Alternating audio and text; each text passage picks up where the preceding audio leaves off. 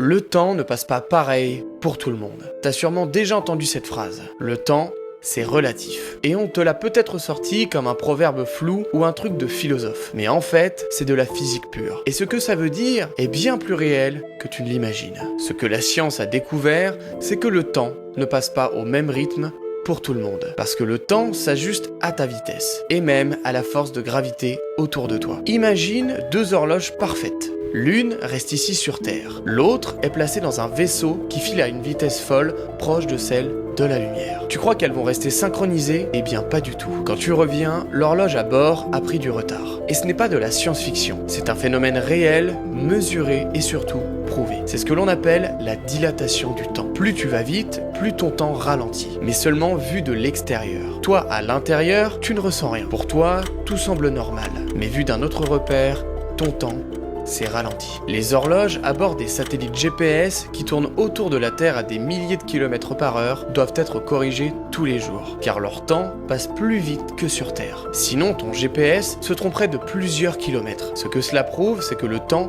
n'est pas une constante universelle. Il change selon ta vitesse et selon où tu es dans l'espace-temps. Plus tu bouges vite, plus le temps ralentit pour toi. Plus tu te rapproches d'un objet massif, plus le temps ralentit aussi. Deux personnes à deux endroits différents peuvent vivre deux durées totalement différentes pour un même événement. Ce n'est donc pas de la magie, c'est la forme même du tissu espace-temps qui se tord autour d'elle. Et si le temps peut ralentir, alors il peut aussi se courber.